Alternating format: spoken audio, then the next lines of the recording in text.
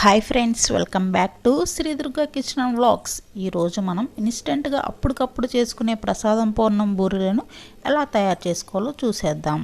పిండి రుబ్బే పని లేదు, పప్పు ఉడికించే పని లేదు, చాలా ఈజీగా చేసుకోవచ్చు. మార్నింగ్ త్వరగా ప్రసాదాలు వండేసి ఆఫీస్కి వెళ్ళే వాళ్ళు ఉంటారు కదా, అలాంటి వాళ్ళకి ఈ రెసిపీ చాలా బాగా ఉపయోగపడుతుంది. అలాగే పప్పు పూర్ణం పడని వాళ్ళు ఉంటారు కదా, గ్యాస్ ప్రాబ్లమ్స్ అలాంటి వాళ్ళకి ఈ పూర్ణాలు చాలా బాగుంటాయి. మరి ఇంకెందుకు ఆలస్యం, ఇన్స్టెంట్ పూర్ణం బూరెను ఎలా చేయాలో చూసేద్దాం. స్టవ్ పైన పాన్ పెట్టుకుని 3 టేబుల్ స్పూన్స్ నెయ్యి వేసుకోవాలి. నెయ్యి బాగా కాగిన తర్వాత పచ్చి కొబ్బరి ముక్కలు, 2 టేబుల్ స్పూన్ జీడిపప్పు పలుకులు వేసి లైట్ గోల్డెన్ కలర్లో వేయించుకుందాం. ఇలా వేయించుకుంటే సరిపోతుంది. ఇవి తీసి మనం ఒక గిన్నెలో పెట్టుకుందాం. ఇంకా మిగిలిన నెయ్యిలో 1 కప్పు గోధుమ రవ్వ వేసుకుని వేయించుకోవాలి. ఇది కూడా లో ఫ్లేమ్లో కమ్మటి వాసన వచ్చేలా వేయించుకోవాలి. మరో పక్కన దీనికి వేడి నీళ్ళు కాచుకుందాం. 1 కప్పు గోధుమ రవ్వకి 3 కప్పులు వాటర్ వేసుకోవాలి.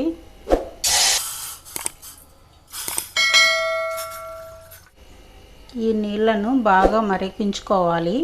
ఇప్పుడు వేడి నీళ్ళను కొంచెం కొంచెంగా వేసుకొని కలుపుకోవాలి.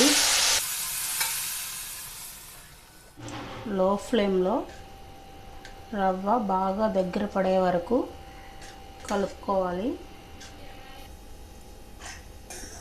ఈ కన్సిస్టెన్సీ వచ్చే వరకు ఉడికించుకొని ఇప్పుడు కప్పు గోధుమ రవ్వకి మనం 3/4 కప్పు బెల్లం వేసుకుందాం.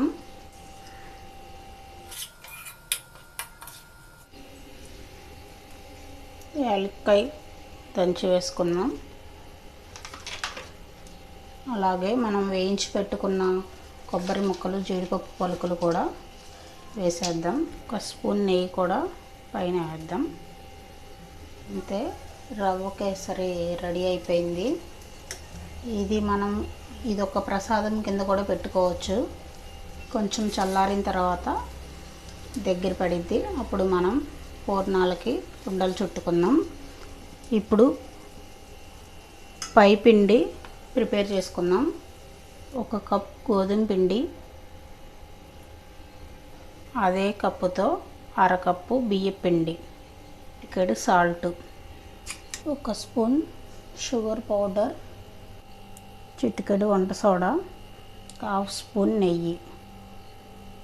కొంచెం కొంచెం వాటర్ వేసుకుంటూ మన పూర్ణాల పిండి ఉంటుంది కదా, ఆ కన్సిస్టెన్సీలో కలుపుకోవాలి. ఉండలు లేకుండా స్మూత్గా కలుపుకోవాలి. చూడండి, ఈ విధంగా సరిపోతుంది. దీనిని పక్కన పెట్టుకేసుకుందాం. చూడండి, రవ్వ చల్లారిపోయింది. మనం ఇప్పుడు మీకు ఎంత సైజు కావాలో అంత సైజు ఉండలు ప్రిపేర్ చేసుకోండి. ఇలా ఉండలన్నీ చేసుకుని పక్కన పెట్టుకుందాం. చూడండి, ఇలా కొన్ని నేను ప్రిపేర్ చేసుకున్నాను. ఇవి వేసి చూపిస్తా ముందు. చూడండి, ఇలా వేసేసుకుందాం.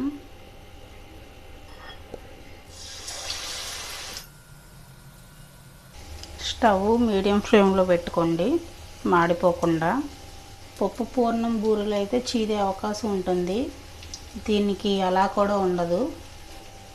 క్రిస్పీగా భలే ఉంటాయి పూర్ణాలు. చిన్నపిల్లలైనా బాగా ఇష్టపడతారు. మనం ఎప్పుడూ చేసుకునే పప్పు పూర్ణాలు కాకుండా ఇలా ఒకసారి ట్రై చేయండి. ఈ కలర్ వచ్చే వరకు ఇంకా వేయించుకుంటే సరిపోతుంది పూర్ణాలు. చూడండి, మనం పూర్ణం బూరెలు ఎంత చక్కగా వచ్చాయో. వేడివేడిగా తింటే అద్భుతంగా ఉంటాయి. మీరు ట్రై చేయండి ఫ్రెండ్స్. మా వీడియో కనుక మీకు నచ్చినట్లయితే లైక్ చేయండి, షేర్ చేయండి. మరిన్ని వీడియోస్ కోసం మా ఛానల్ని సబ్స్క్రైబ్ చేయండి. Okay, thank you for watching. Bye friends.